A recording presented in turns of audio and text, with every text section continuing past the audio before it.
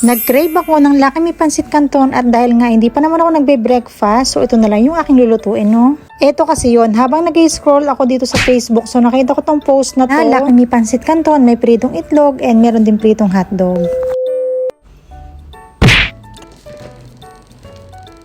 Hotdog. So, dalawa na. Yan. Pancit Canton. Ayan, so ready.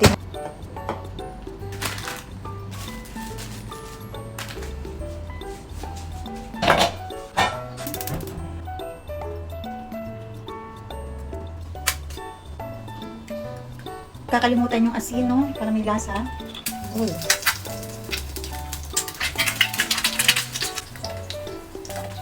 Ayan. Uy na.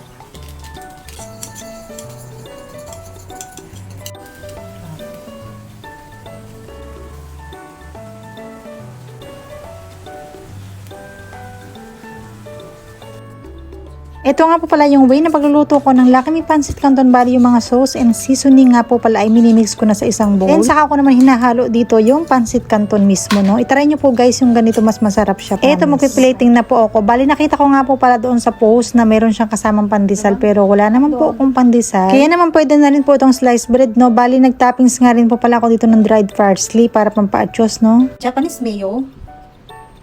Ayan. Para magandang tingnan, no? Alam nyo guys, itong Japanese mayo, ewan ko ba, ang sarap talaga nito compare dun sa normal na mayonnaise. I-try nyo po yung Japanese mayo, ang sarap talaga niya. At eto na yung ating breakfast guys. Bago yan, magtitimpla muna ako dito ng barley. No, meron akong ilang na barley guys.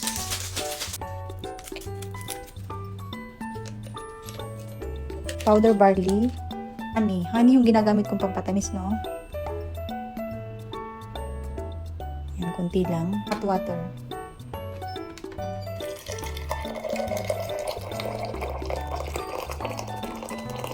Haluin, no? Sa umaga, green barley. Ayan, ito ay collagen coffee. Pearl collagen coffee. So, hinahaluan ko ng konti. Para mas masarap, no? Ayan. So, haluin ulit. Mix. Breakfast. Ayan, no? Kain na. Tara na, kumain na tayo. Ayan na.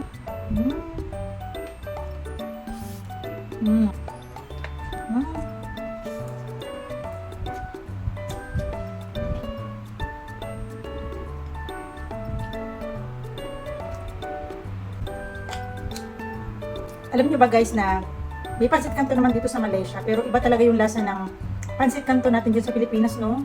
Ang sarap. Barley with collagen coffee.